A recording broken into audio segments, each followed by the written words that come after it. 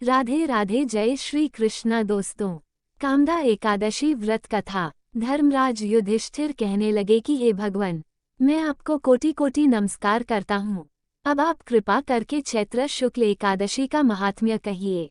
श्री कृष्ण कहने लगे कि हे धर्मराज, यही प्रश्न एक समय राजा दिलीप ने गुरु वशिष्ठ जी से किया था और जो समाधान उन्होंने किया वो सब मैं तुमसे कहता हूँ। प्राचीन काल में भोगीपुर नामक एक नगर था। वहां पर अनेक ऐश्वर्यों से युक्त पुंडरीक नाम का एक राजा राज्य करता था। भोगीपुर नगर में अनेक अप्सरा, किन्नर तथा गंधर्व वास करते थे। उनमें से एक जगह ललिता और ललित नाम के दो स्त्री पुरुष अत्यंत वैभवशाली घर में निवास करते थे। उन दोनों में अत्यंत स्नेह था, यहाँ तक कि अलग अलग हो जाने पर दोनों व्याकुल हो जाते थे। एक समय पुंडरीक की सभा में अन्य गंधर्वों सहित ललित भी गान कर रहा था। गाते गाते उसको अपनी प्रिय ललिता का ध्यान आ गया और उसका स्वर भंग होने के कारण गाने का स्वरूप बिगड़ गया। ललित के मन के भाव जानकर कारकोट नामक नाग ने पद भंग होने का कारण राजा से कह दिया। तब पुंडरीक ने क्रोधपूर्वक कहा कि तू मेरे सामने गाता हुआ अपनी स्त्री का स्मरण कर रहा है, अतः तू कच्चा मांस और मनुष्यों को खाने वाला राक्षस बनकर अपने किए कर्म का फल भोग।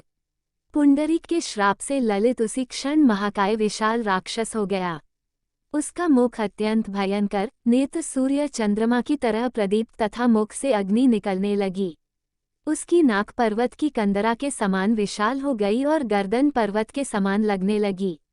सिर के बाल पर्वतों पर खड़े वृक्षों के समान लगने लगे तथा भुजाएं अत्यंत लंबी हो गईं।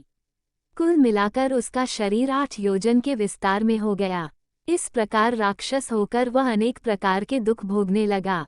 जब उसकी प्रियतमा ललिता को यह वृतांत मालूम हुआ तो उसे अत्यंत खेद हुआ और वह अपने पति के उद्धार का यत्न सोचने लगी। वह राक्षस अनेक प्रकार के घोर दुख सहता हुआ घने वनों में रहने लगा। उसकी स्त्री उसके पीछे पीछे जाती और विलाप करती रहती। एक बार ललिता अपने पति के पीछे घूमती घूमती विंध्याचल पर्वत पर पहुंच गई, जहां पर श्रृंगी ऋषि का आश्रम था। ललिता शीघ्र ही श्रृंगी ऋषि के आश्रम में गई और वहां जाकर विनीत भाव से प्रार्थना करने लगी। उसे देखकर श्रृंगी ऋषि बोले कि हे सुभगे, तुम कौन हो और यहाँ किस लिए आई हो?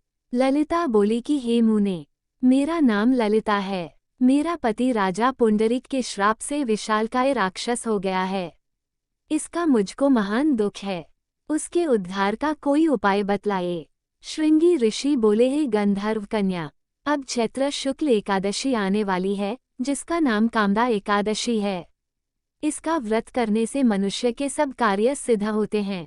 यदि तू कामदा एकादशी का व्रत कर उसके पुण्य का फल अपने पति को दे तो वह शीघ्र ही राक्षस योनि से मुक्त हो जाएगा और राजा का श्राप भी अवश्यमेव शांत हो जाएगा।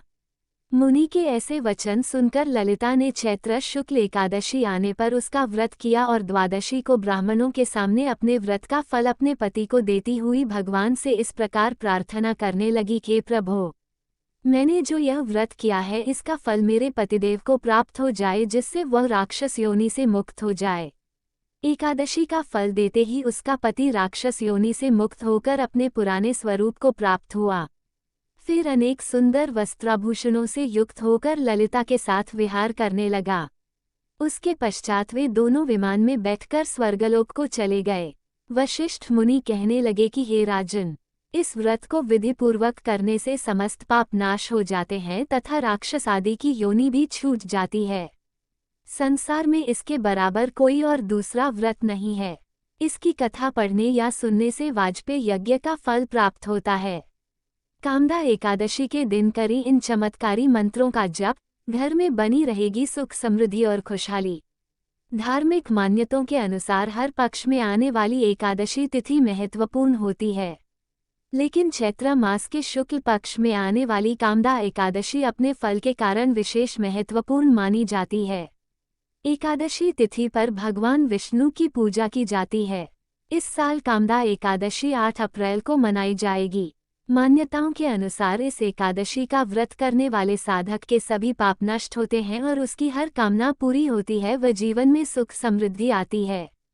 इस दिन भगवान विष्णु की विधि विधान से पूजा की जाती है व कई लोग इस दिन श्रीहरि को प्रसन्न करने के लिए कई उपाय भी करते हैं।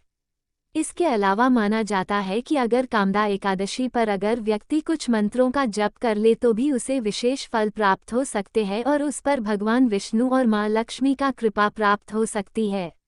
ऐसे में आइए जानते हैं से उन खास मंत्रों के बारे में जो कि एकादशी के दिन करना शुभ फलों को प्रदान करता है।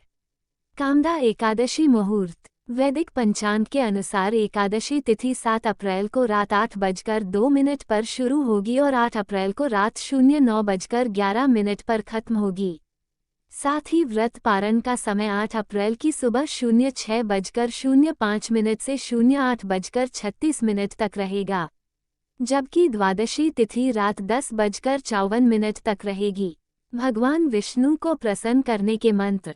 एकादश्यां समायुक्ते देवदेव जनार्दन एक भक्तिन प्रदास्यन्ति मुक्तिन में कुरु केशव। ओम नमो भगवते वासुदेवाय। ओम विष्णुवे नमः। ओम नारायणाय विद्महे वासुदेवाय धीमहि तन्नो विष्णु प्रचोदयात्। ओम कृष्णाय वासुदेवाय हर्ये परमात्मने प्रणत क्लेश नाशाय गोविंदाय नमो नमः। इन मंत्रों के जाप से मिलेगी सुख शांति। या देवी सर्वभूतेषु शक्ति रूपेण संस्थिता। नमस्तस्यै नमस्तस्यै नमस्तस्यै नमो नमः। ओम भूर्भुवः स्वः तत्सवितुर्वरेण्यं भर्गो देवस्य धीमहि धियो यो नः प्रचोदयात्। ओम नमस्ते परमं ब्रह्म नमस्ते परमात्मने निर्गुणाय नमस्तुभ्यं सदुयाय नमो नमः। ओम त्र्यंबकं यजामहे सुगंधिं पुष्टिवर्धनम् उर्वारुकमिव बन्धनान् मृत्योर्मुक्षीयमामृतात्। विघ्नेश्वराय वरदाय सुरप्रियाय लंबोदराय सकलाय जगद्धिताय श्रीं ह्रीं क्लीं कमलवासिन्ये स्वाहा। ओम ह्रीं ह्रीं श्री लक्ष्मी वासुदेवाय नमः। इन मंत्रों के जाप से प्रसन्न होंगी मां लक्ष्मी। ओम श्रीं ह्रीं पूर्ण गृहस्थ सुख सिद्धये ह्रीं श्रीं ओम नमः। ओम श्रीं ह्रीं श्रीं कमले कमलालये प्रसीद प्रसीद श्रीं ह्रीं श्रीं ॐ महालक्ष्मी नमः।